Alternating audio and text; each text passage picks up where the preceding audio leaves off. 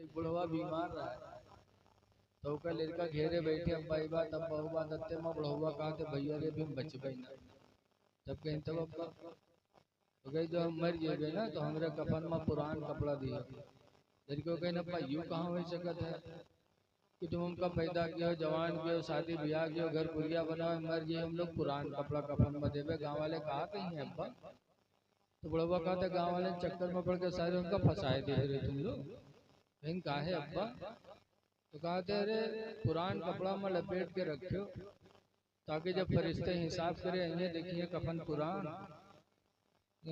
तो बहुत पहले मर चुका इसका हिसाब होगा छोड़ो तो छोड़ छाड़ चले जाइए और नवा कफन में लपेट के रखियो जुड़ते जुट जाइए कि न जुटी है रे ऐसे ऐसे दलाल बुढ़वा करे कि जिंदगी में तो 420 ही करते हैं मरे के बाद 420 ही करे अब बड़ी अंधेरी कोठरी है। अल्लाह ताला कुरान में फरमाता है इन्ना बतशा रब्बिका लशदीद,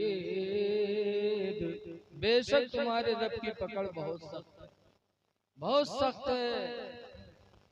इसीलिए आला हजरत इमाम अहले सुन्नत रदी अल्लाह ताला अन्हु इतने बड़े आलिम इतने बड़े वली मुजद्दिद लेकिन फिर भी कब्र को याद कर कर अपने नबी की बारगाह में दुआई करते या रसूल अल्लाह खड़े हैं मुनकर नकीर सर पर न कोई हामी न कोई आवर, खड़े हैं मुनकर नकीर सर पर न कोई हामी न कोई आवर, बता दो आकर मेरे पैगंबर के सख्त मुश्किल जवाब में। बेशक सुभान अल्लाह नारे तकबीर नारे तकबीर। कोई रोजाना का मिलने वाला नहीं है, जिंदगी में एक मर्तबा मुलाकात होती है। वो मलकुल मौत है, दरवाजा खोल दो। तब फातिमा ज़हरा ने दरवाजा खोला था तब मलकुल मौत ने रूह निकाली थी और वो निकालने के वक्त मेरे नबी को तकलीफ हुई तो कहा रुक जाओ मलकुल मौत रुक गए। कहा जैसे मेरी रूह निकालते हो ऐसे मेरी उम्मत की रूह निकालते हो। कहा या रसूलुल्लाह सल्लल्लाहु अलैहि वसल्लम आपकी रूह तो एक उंगली से निकाल रहा हूँ और आपकी उम्मत की रूह दोनों हाथ डाल के निकालता। तो सरकार के आंखों में आंसू आए, फरमाते हैं जब एक उंगली से निकालते हो मुझे इतनी तकलीफ होती है तो मेरी उम्मत पर कितनी तकलीफ होती है। ऐ मलकुल मौत आज तुम मेरे रूह निकालने में वो तमाम तकलीफें दे दो जो मेरी उम्मत को देना, मेरी उम्मत को न देना। सारी तकलीफें मेरे ऊपर गुजार दो लेकिन मेरी उम्मत को तकलीफ न देना। और उसके बाद हुजूर की रूह निकाली, इन्ना लिल्लाहि व इन्ना इलैहि राजिऊन। अब यहाँ गौर करो कि मलकुल मौत आते हैं, कुरान कहता है तुम किसी मजबूत कोठरी में बंद हो फिर भी तुमको पकड़ेंगे। इसीलिए देखा जाता है आज लड़का अपने अब्बा के यहाँ घेरे बैठे हैं, अब्बा ही बात अब्बा वो बात। अत्ते में कहते हाँ पप्पा गए, कहते गए पप्पा, अरे क्या हाल चले, कौन आया कौन लेके गया किसी को पता नहीं चला। लेकिन ये मेरे नबी की शान है, नबियों की शान बहुत बुलंद है। हजरत मूसा अलैहिस्सलाम के पास भी मलकुल मौत गए थे रूह निकाल। जब गए सलाम किया, मूसा अलैहिस्सलाम ने जवाब दिया, पूछा कैसे आना हुआ, आपकी रूह निकालने आया हूं। मूसा अलैहिस्सलाम ने खींच के दिया तमाचा, इतनी जोर से तमाचा मारा कि मलकुल मौत की आंख बाहर आ गई। फरमाया अभी आ गया तुम रूह निकालने के लिए, अभी तो दीन का बहुत काम मेरे जिम्मे बाकी है, अभी आ गया। बेचारा वापस चला बारगाह मौला में अर्ज करते अल्लाह किस जलाली के पास भेज दिया, उसने तो मारा मेरी आंखें नहीं खलाई, कहता है अभी दीन का काम बाकी है। तो अल्लाह ने फरमाया मलकुल मौत दोबारा जाओ। अल्लाह ने अपनी कुदरत से उनके आँख को सही फरमाया, फरमाया दोबारा जाओ। और मूसा अलैहिस्सलाम से जाके कह गए कि अगर अभी जीना है तो किसी बैल के पीठ पर हाथ रख दे, जितने बाल उनके हाथों के नीचे पड़ जाएंगे उतने साल की उम्र उनकी बढ़ा दी जाएगी। ये सुभान अल्लाह कह दिया करो। आए जब कहा कि मूसा पैगंबर, अगर आपको भी जाना नहीं है तो किसी बैल के पीठ पर हाथ रख दो, जितने बाल पड़ जाएंगे उतने साल की उम्र आपकी बढ़ा दी जाएगी। प्यारेपुर के आदमी हो तो हाथ का पूरे बैल के पिठेवे सोरा हो कि कितने बाल आए मरी नहीं। लेकिन मूसा अलैहिस्सलाम ने जब रब का फरमान सुना तो फरमाते हैं कि जब उतने साल उम्र मेरी पूरी हो जाएगी तब तो कब फिर आएंगे। तो मूसा अलैहिस्सलाम ने कहा जब तुझे आना ही आना है तो जैसे कल वैसे आए, रूह निकाल। तो मलकुल मौत ने मूसा अलैहिस्सलाम की रूह निकाली। पता चला कि अल्लाह ने नबियों की शान बहुत बुलंद फरमाई, बहुत बुलंद, हम उनकी बराबरी नहीं कर सकते। और जौनी कहा था कि उन्हीं इंसान हम ही इंसान। इनके एक मौलाना के यहाँ तो पैखाने में देखे तो कर दी। एक मौलाना के मौत पैखाने में ही रहे, बहुत बड़े मौलाना इनके, हम नाम नहीं लेंगे। नबी की बराबरी हम कभी नहीं कर सकते। नबी तो छोड़ दो, नबी की बीवियों की बराबरी नहीं। अल्लाह कुरान में फरमाता या निसा अन्नबी, ऐ नबी की बीवियों, लस्तुन्ना काहदिम मिनन निसा, हरगिज दुनिया की कोई औरत तुम्हारी तरह नहीं हो सकते। ऐ नबी की बीवियों, तुम्हारा मकाम इतना ऊंचा हो गया कि दुनिया की कोई औरत तुम्हारी बराबरी नहीं कर सकती।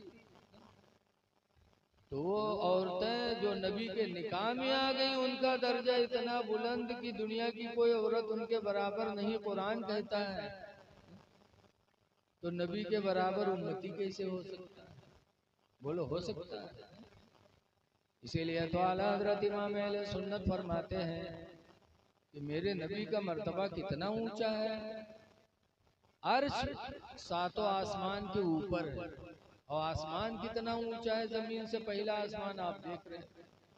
इतनी ऊंचाई पर दोनों है, लेकिन नबी के मर्तबे के बारे में दोनों हैरत में है। आला हजरत फरमाते हैं कि अर्श की अक्ल दंग है, चरख में आसमान है।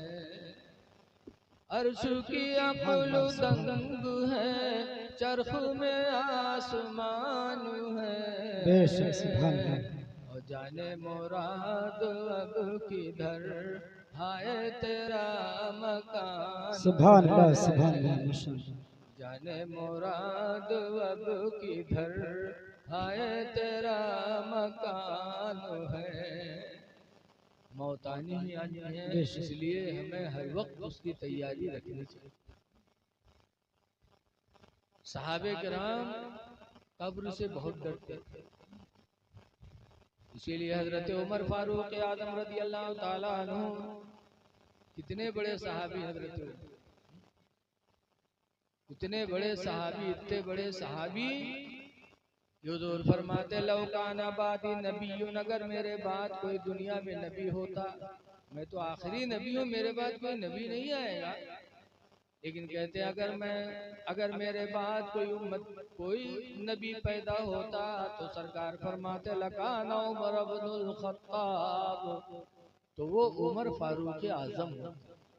अल्लाह इन्हें नबी बनाता, इतना बुलंद दर्जा हजरत उमर फारूक आजम का। लेकिन इसके बावजूद मुकाशमतुल कुलूब में इमाम गज़ाली लिखते हैं कि हजरत उमर रोजाना रोते थे, कहते थे या अल्लाह मुझे इंसान न बनाता, दुनिया का कोई तिनका बना देता ताकि कब्र में मैं हिसाब देने से बच जाता। ये हजरत उमर कहते हैं या अल्लाह इंसान न बनाता, दुनिया का कोई तिनका बना देता ताकि मैं हिसाब कब्र से बच जाता। और ये कह के रोया करते थे इतना रोए जिंदगी भर रोए कि जब हजरत उमर का विसाल हुआ और उनके लाश को नहलाने लगे लोग, तो नहलाने वाले सहाबा का बयान है कि हजरत उमर के रुखसार पे 2 काले काले निशान पड़े थे। जिंदगी भर रोते रहे तो रोते रोते हजरत उमर के रुखसार पे 2 निशान पड़ गए थे। इतना रोए थे, वो कब्र से डरते थे। आज हम कब्र से इतना निडर हो गए, इतना निडर हो गए कि आज हमें कब्र का कोई डर ही नहीं। कब्रस्तान जाते हैं, मिट्टी देते हैं, वहां भी हम पंचायत, कम से कम वहां जाओ तब तो सोचो यार कि हमें भी आना है। हमारे दिल बड़े ढीठ हो गए। आला हजरत इमाम अहले सुन्नत फरमाते हैं, हाय गाफिल वो क्या जगह है जहां। जब जाओ कब्रस्तान तो आला हजरत कहते हैं सोचो, हाय गाफिल वो क्या जगह है जहां, हाय गाफिल वो क्या जगह है जहां, 5 जाते हैं 4 बेशक सुभान अल्लाह सुभान अल्लाह 5 जाते हैं 4 फिरते हैं। को फतह करोगे और किसरा के सोने के कंगन तुम्हारे हाथों में आएंगे। नबी ने बशारत दी, सुराका ईमान लिया है, लेकिन नबी के जमाने में सुराका किसरा को न पता कर पाया। हजरत अबू बकर के जमाना गुजर गया 2 साल, किसरा को फतह न कर पाए। हजरत उमर का जमाना आया खिलाफत का और सुराका बीमार हो गए, और ऐसा बीमार हुए कि लोग नाउम्मीद हो गए सुराका की जिंदगी से। तो हजरत उमर फारूक आजम गए थे अयादत करने। सहाबा अपने भाइयों की अयादत करने जाते रहते थे, हमको भी करना चाहिए। जब हजरत उमर गए अयादत करने, पूछा क्या हाल है सुराका, तो सुराका रोने लगे, कहने लगे अमीरुल मोमिनीन मौत के बिस्तर पे। तब हजरत उमर ने कहा था, ईमान देखो सहाबा का। हजरत उमर ने कहा, सुराका अभी तुमको मौत कहाँ है, सुराका अभी तुमको मौत नहीं आएगी, तुम इस बीमारी से शिफा पाओगे और ऐसी तंदुरुस्ती अल्लाह अता करेगा कि तंदुरुस्ती पाने के बाद तुम किसरा पर हमला करोगे और किसरा फतह होगा, उसके सोने के कंगन तुम्हारे हाथों में आएंगे, उसके बाद तुम्हें मौत आएगी, उससे पहले मौत नहीं आ सकती। इसलिए कि मेरे नबी ने हिजरत की रात में फरमाया था, और जो मेरे नबी ने फरमाया वो हो के रहे। अभी तुमको मौत कहाँ है। ये सहाबा का ईमान था कि जो नबी ने फरमा दिया वो बरहक फरमाया। आवाज मुसलमान घर में पैदा होते हैं, कलमा पढ़ते, कुरान पढ़ते, नमाज पढ़ते और नबी के इल्म गैब का इनकार करते। और सहाबा नबी से कितनी मोहब्बत करते थे, कहते थे सुराका अभी तुमको मौत कहाँ है, तुम बीमारी से शिफा पाओगे, सेहत होगी, किसरा पर हमला करोगे, फतह होगा और किसरा का कंगन तुम्हारे हाथों में आएगा।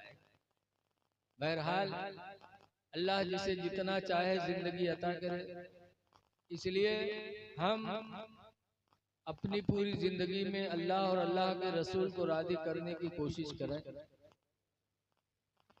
साहबे किराम की जिंदगी हमारे आपके लिए नमूने अमल है। हजरत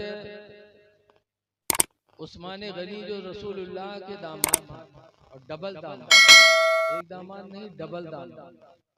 सरकार की 4 लड़कियां थीं, ज़ैनब, रुकैया, उम्मे कुलसूम और फातिमा। ज़ैनब की शादी अबू लास से हुई, रुकैया की शादी उस्मान गनी से हुई। रुकैया जंग बद्र के टाइम पर इंतकाल कर गई, तो तीसरी बेटी उम्मे कुलसूम का निकाह रसूलुल्लाह ने उस्मान से कर दिया। तो अब मदीना वाले उस्मान को क्या कहने लगे, जुन्नूरैन, दो नूर वाले उस्मान, तुम खुश नसीब हो कि दो नूर अल्लाह ने तुमको अता किया। आज भी जुमा के दिन दुनिया में जितने इमाम खुतबा पढ़ते हैं सब हजरत उस्मान का नाम खुतबा में लेते हैं और उस्मान जुन नूरैन कहते हैं कि दो नूर वाले। इसीलिए आला हजरत इमाम अहले सुन्नत भी फरमाते हैं कि नूर की सरकार से पाया दोशाला नूर का, नूर की सरकार से पाया दोशाला नूर का, हो मुबारक तुमको ज़ुन्नूरैन जोड़ा नूर का, हो मुबारक तुमको ज़ुन्नूरैन जोड़ा नूर का। लेकिन आज बदनसीब नबी को नूर नहीं मानता। एक किताब सिराते मुस्तकीम है, उसमें लिख दिया कि जो नबी को नूर मानेगा वो काफिर हो जाएगा माज़अल्लाह। जैसे ईसा अलैहिस्सलाम को खुदा का बेटा माने तो काफिर हो गए, ऐसे नबी को नूर मानेंगे तो काफिर हो जाएंगे माज़अल्लाह। और मदीना वाले नबी को तो नूर मानते ही थे, नबी की औलादों को भी नूर मानते थे। लेकिन आप लोग सोचो तो ये कई लोग नहीं पढ़ाते, पढ़ा सब है, लेकिन ये 40 दिन चिल्लम जो रटाए जाते हैं, जिंदगी भर वही बोली है जो 40 दिन के चिल्लम इनका रटावा कि नबी बशर है माज़अल्लाह, नबी को इल्मे गैब नहीं, नबी नूर नहीं। जो 40 दिन चिल्लम रटाया जाएगा वही बोलेंगे, चाहे जितना कुरान हदीस सुना इनके पाले पड़ी। इनके मिसाल वैसे है जैसे एक आदमी की शादी हुई, मौलाना अब्दुल मुस्तफ़ा आज़मी अलैहि रहमा लिखते अपनी किताब में कि एक आदमी की शादी हुई, बीवी रुखसत हो गई और 3 महीना बिहाय भवा की एक लड़की महतारी हुई। तो अब हफ्ता 2 हफ्ता के बाद उनका चेहरा झुराएगा। एक दिन के मेहरुआ कहला कि अरे सबके घरे लड़का पैदा होता तो चेहरा चटक लागत है, हमरे यहाँ जो दिन से लड़का हुआ उस दिन से तो चेहरा मुरझाते जाते, कहा बात। तो कहते गांव में निकला बाप होते, तुम कहा तो चेहरा काहे मुरझाते, इन काहे इन जहरे गए थे वहां पकड़ पकड़ के पूछे थे कि अरे 3 महीना तुरे बिहाई हुआ तो लड़का कैसे भी करे। तो औरतिया कहीं समझाए नहीं पाओ तो कहीं कहा समझाए, जब 9 महीने भोग चाहिए 3 महीने धरा है तो हम कहा बताए। तो औरतिया कहीं तुम हो गधा, ये बताओ कि तुम्हारे बिहाय कितने दिन हुआ, तो कहीं 3 महीने। तो कहीं तो हमरे बिहाय, कहीं तुम्हारे बिहाय 3 महीना हुआ, और कहीं लड़कवा कितने दिन पर हुआ, तो कहीं बहुत 3 महीना हुआ। बहुरतिया पढ़ाई इस पहाड़ा घर में क्या रे 3 महीना तेरे बिहाय हुआ, 3 महीना हमरे बिहाय हुआ, 3 महीना में लड़का हुआ, सब 9 महीना नहीं हुई रे। हाँ वो क्या समझ में आवा, हाँ यार ये तो 9 महीना हुआ। अब पूरे गांव वाले पर खफा कई कोनो सार बोल दे तो खैरियत नहीं। सवेरे निकला, फिर मोहल्ला हुआ, कोनो मोहल्ला वाला पकड़िस कुर्ता खींच के इधर आ इधर कस के रे 3 महीना तेरे बिहाई हुआ तो लड़का कैसे होगा रे, बल लड़ी लो उसे कहा 3 महीना भवा, 9 महीना तो भवा है, 3 महीना हमरे बिहाई, 3 महीना मेहरबो बिहाई, 3 महीना मेरे को सब 9 महीना नहीं होगा। पूरा गांव एक लंगू अकेली वह बक्का जो मेहरुआ रटाए दी। यही हाल इन लोगों का है कि 40 दिन चिल्लम रजा के ऐसा रटा देते हैं कि चाहे जितना कुरान सुनाओ, हदीस सुनाओ, सहाबा की जिंदगी सुनाओ, लेकिन इनके बाद पढ़ने वाली नहीं है। वही है कि खुदा जब दीन लेता है तो अक्लें छीन लेता है। कुरान पढ़कर भी गुमराह होते हैं। अल्लाह ने वादा फरमाया कुरान में, युदिल्लु बिही कसीरम व यहदी बिही कसीरा, कि इसे कुरान से बहुत से लोग गुमराह हो जाएंगे और इसे को पढ़कर बहुत से हिदायत पा जाएंगे। तो हिदायत मिल जानिब इलाही है। इसलिए हमको नबी के बारे में सच्चा ईमान रखना चाहिए। एक बात और कह के मैं अपनी तकरीर खत्म कर रहा हूँ। माशाअल्लाह आपके मस्जिद में गया, देख के दिल बाग बाग हो गया, और मकानात तो देखे तो बड़ी खुशी हुई कि अल्लाह हमारे भाइयों को अल्लाह ने इतना उरूज अता फरमाया, बड़ी अच्छी बात है। अजीज़म हज़रत कारी उबैद रज़ा सल्लमहु और कारी मोहम्मद फरीद, हाफिज मोहम्मद अरमान, इन लोगों ने बड़ी खिदमत किया। मस्जिद देखकर दिल बाग बाग हो गया, लेकिन मस्जिद तो हम सब बना सकते। किसी कहने वाले ने कहा है मस्जिद तो बनाई सब भर में, सब के माने रात में, दौलत रहा रात में बनाई।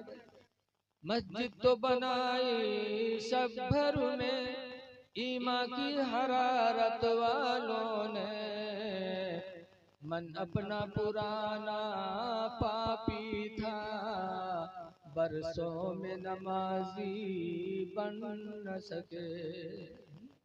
मस्जिद बनाई है तो नमाजी भी बनो।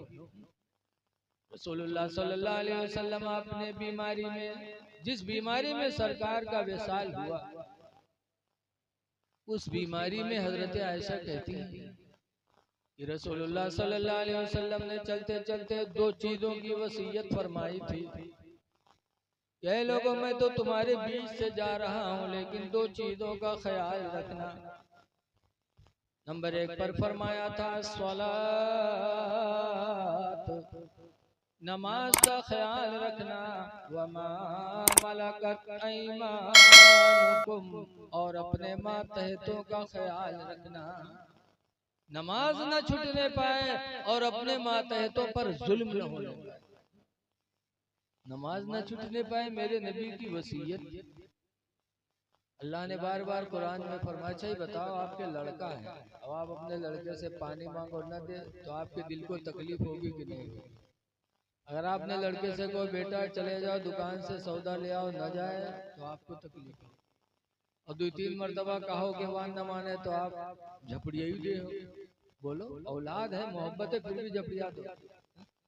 लेकिन अल्लाह ताला हमसे बार बार फरमाता है कुरान में, यकीमुस सला, नमाज पढ़ो। कहीं फरमाता वरकऊ मार राकिईन, रुकू करने वालों के साथ रुकू करो। कहीं फरमा रहा है उबुदुल्लाह वला तुशरिकू बिही शैया, अल्लाह की इबादत करो, उसके साथ किसी को शरीक न ठहराओ। बार बार नमाज के लिए कह रहा है, मेरे नबी भी कह रहे हैं, हम नमाज नहीं पढ़ रहे हैं तो क्या अल्लाह हमसे नाराज नहीं होंगे? नबी नाराज नहीं होंगे, लेकिन ये खुदा की रहमत है कि औलाद बात न माने तो हम पैसा देना बंद करेंगे, खाना देना बंद करेंगे। लेकिन अल्लाह की रहमत देखो, हम उसकी रातों दिन नाफरमानी कर रहे हैं, फिर भी अल्लाह अपनी नेमतों से हमें नवाज रहा है। तो जब अल्लाह इतना मेहरबान है तो हमें नमाजों का ख्याल करना चाहिए। नमाजें पढ़ो, नमाज पढ़ने से अल्लाह रिस्क में बरकत भी देगा, दुनिया भी इज्जत और आखिरत में भी इज्जत अता फरमाए। लेकिन आज हमें ईमान बड़ा कमजोर है।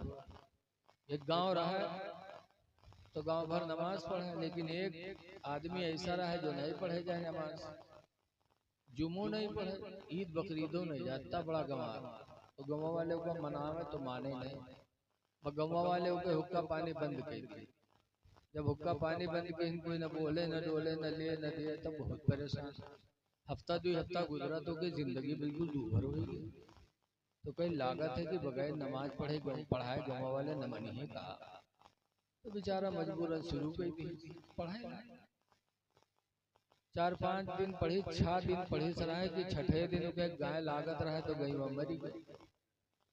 जब गईवा मर गए तो गाँव वाले पर बहुत खपा, हाय सारे नमाज पढ़ाए पढ़ाए हमारे गाय मराए डाले, नमाज न पढ़े नहीं थे तो हमारे गाय मरत। बहुत बड़ा जाहिल है, यही कहा कि गाँव वाले नमाज पढ़ाए पढ़ाए हमारे गाय मराए डाले। तो गईवा तो मर गए, उसके नीचे बछिया रहे तो बछिया का बांधे खातिर रस्सी भरत रहेगी। तो रस्सी भरे तो बछिया आई और पखौरा में गर्दना रख तो भगाई दी, तो फिर भरेला, फिर रगड़ेला तो फिर भगाई दी। बचिया तो बची।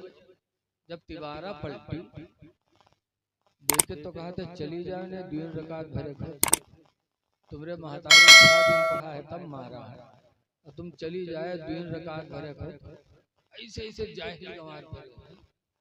अरे नमाज पढ़ने के बाद अगर मुसीबत आए तो समझ जाओ कि अल्लाह आजमाइश में लेकर के मुझे और सोना बना रहा है। जैसे सोना जत्ते पकाओ वत्ते खरा निकलते, ऐसे मुसलमान पर जब जितनी तकलीफें आती हैं उस तकलीफ में मुसलमान सब्र कर ले तो अल्लाह उसके दर्जात को बुलंद कर देता है। हम पर तुम पर क्या मुसीबत आई? सबसे ज्यादा अल्लाह ने नबियों पर मुसीबत डाली, सबसे ज्यादा दर्जा बुलंद तो सबसे ज्यादा अल्लाह ने मुसीबतें भी उन पर डाली। एक नबी थे हजरत ज़करिया अलैहिस्सलाम, उनके जमाने का एक बादशाह था, वो अपने साली पर दीवाना हो गया और साली से भी निकाह करे तैयार हो गए। बहुत से लोग हैं ऐसे जो घर में लड़का हुए तो सास ससुर से कहे कि तने इनके बहनी एक पठाई दो आवे तने खवाए पियाए दे, भले ही काम काज खाते थे, धीरे धीरे उसका पटियाई ले वह मेहरबक ठोकर मारे लगे। इस जमाने में भी कुछ शैतान ऐसे हैं जो बीवी को छोड़कर साली पर दीवाना हो जाए। वो बादशाह भी अपनी साली पर दीवाना हो गया। हज़रत ज़करिया से कहा मैं अपनी साली से निकाह करना चाहता हूँ।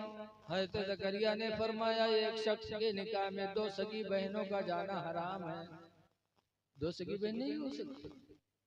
कहा ज़करिया मसला बदलो वरना तुम्हें कत्ल कर देंगे। ज़करिया अलैहिस्सलाम ने फरमाया जान तो जा सकती है लेकिन खुदा का फरमान बदल नहीं सकता। तो बादशाह ने हजरत ज़करिया को कत्ल करने के लिए लोगों को भेजा कि जाओ ज़करिया को कत्ल करो। जब हजरत ज़करिया को कत्ल करने के लिए लोग आए तो हजरत ज़करिया ने वतन छोड़ दिया, हिजरत कर दी। क्यों? जान का बचाना फर्ज है, जान का बचाना, बोलो भाई।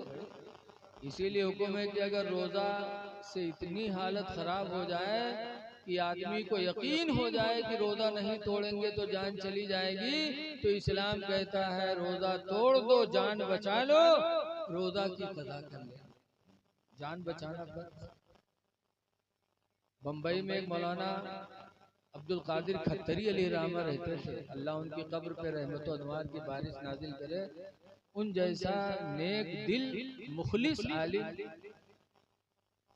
बहुत कम है दुनिया में, वैसे कहते 10-5%, बहुत मुखलिस। एक जगह दावत में गए तो लोग मानते बहुत थे तो हजरत के प्लेट में गोश्त ज्यादा डाल दिया। आज भी बहुत से लोग मोहब्बत में डाल देते हैं तो हजरत खाएं दो बाकी छोड़ दें। जब छोड़ी तो कहते अरे हजरत प्लेट साफ करना नबी की सुन्नत है। आजकल मसला मौलाना लोगन का जाहिल लोग बताओ, ये मौलाना साहब प्लेट साफ करना सुन्नत है। तो हजरत ने फरमाया हाँ प्लेट साफ करना सुन्नत है और जान बचाना फर्ज है, जान बचाना। हजरत ज़करिया ने वतन छोड़ दिया जान बचाने के लिए, तो कातिलों ने पीछा किया। जब हजरत ज़करिया को कत्ल करने के लिए लोग दौड़े तो हजरत ज़करिया के सामने एक पेड़ मिला जो खोखला था, जड़ खोखला था। हजरत ज़करिया जान बचाने के लिए उसे पेड़ में छुपे तो पेड़ अल्लाह के हुक्म से मिल गया और हजरत ज़करिया पेड़ के अंदर हो गए। अब जो उन कत्ल करे दौड़त रहा हूँ, जब हुआ तक गए देखे कहीं अरे यहाँ तक तो ज़करिया दिखाई पड़े, यहाँ से कहाँ चले गए। जब कहूँ नहीं पे तो वापस हुए, जब वापस हुए तो शैतान इंसान की शक्ल में पहुंचा। सबसे बड़ा शैतान इंसान का दुश्मन है। अच्छा कहाँ जा रहे? अरे ज़करिया को मारने आए थे, यहाँ तक दिखाई पड़ा, उसके बाद लापता हो गए। शैतान ने कहा इधर लेके गया पेड़ के पास, कहा देखो तो हजरत ज़करिया पेड़ के अंदर छुपे थे तो उनकी चादर का एक कोना हल्का सा बाहर रह गया। कहा देखो ये चादर का कोना देख रहे हो, इसी के अंदर है ज़करिया। आता तो कहा आरा लाया गया, कहा इसको चीरो। जब दरख्त को चीरने लगे और चीरते चीरते जब आरा के दांत हजरत ज़करिया के सर पे पहुंचे तो अल्लाह ने फरमाया ज़करिया उफ न करना। हजरत ज़करिया ने उफ तक न किया, आरा चला और हजरत ज़करिया के बदन के 2 टुकड़े हो गए। सब पता चला कि सबसे ज्यादा मुसीबत अल्लाह ने नबियों पे डाली और अंबिया ने सब्र किया तो उनका मकाम और बुलंद हुआ। इसलिए अल्लाह की तरफ से आजमाइशें आएंगी, उन आजमाइशों में हमें सब्र करना है। इस पुरफतन दौर में भी हम आजमाइशों से गुजर रहे हैं। इसलिए आपको सब्र नहीं छोड़ना है। सब्र करोगे अल्लाह आने वाले वक्तों में हमें तुम्हें बुलंदी अता फरमाएगा। हमारा आपका काम है कि हम रहमतुल लिल आलमीन के उम्मती हैं, हम रहम को आम करें। हिंदू मुस्लिम भी न देखते, कोई हिंदू हो उस पर भी रहम करो, मुसलमान हो उस पर भी रहम करो। इसलिए कि अल्लाह ने मेरे नबी को सिर्फ मुसलमानों के लिए रहमत बना के नहीं भेजा। अल्लाह फरमाता वमा अरसलनाका इल्ला रहमतल लिल आलमीन, ऐ महबूब हमने आपको सारे आलम के लिए रहमत बनाया, तो हम उसकी उम्मती हैं। जो भी मिले परेशान हो उसकी हम मदद करें। ये ना देखे कि हिंदू ही कि मुस्लिम है, भूखा हो खाना खिला दे, मुसीबत में उसका सहारा बन जाए। मेरे पैगंबर फरमाते हैं ला यरहमुल्लाहु, अल्लाह रहम नहीं करेगा। पूछा गया किस पर? हुजूर ने फरमाया मन ला यरहमुन्नास, जो इंसानों पर रहम नहीं करेगा। रहम करो। हातिम ताई की लड़की इस्लाम नहीं लाई थी, नबी की दुश्मना थी और जंग में नबी से लड़ने भी गई, लेकिन वही हातिम ताई की लड़की एक दिन नंगे सर जा रही थी। रसूलुल्लाह ने देखा तो आगे बढ़े और अपनी चादर रहमत उतार कर हातिम ताई की लड़की को उड़ा दिया।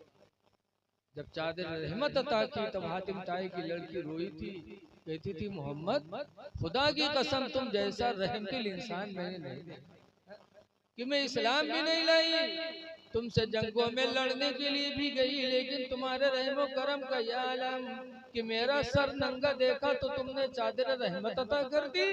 खुदा की कसम मैं गवाही देती हूँ कि आपकी रिसालत भी सच्ची है, आपकी नबूवत भी सच्ची है। कलमा पढ़ा ला इलाहा इल्लल्लाह मुहम्मदुर रसूलुल्लाह सल्लल्लाहु अलैहि वसल्लम, तो मेरे नबी ने रहम में ना हिंदू देखा ना मुस्लिम देखा, हमारे नबी ने पूरी जिंदगी रहमत का पैगाम दिया। तो हमको आपको भी चाहिए कि हम इंसानों पे रहम करें, ये सोच कर कि हजरत आदम की औलाद वो भी हैं हम भी हैं, और रहम करोगे तो अल्लाह आप पर रहम फरमाए। अल्लाह ताला की जनाब में दुआ है कि अल्लाह ताला इन चंद बातों को कबूल करे और हमारे अनवर भाई की वालदा और तमाम ईमान वालों के अल्लाह ताला मग़फ़िरत फरमाए। खड़े हो जाइए, सलातो सलाम।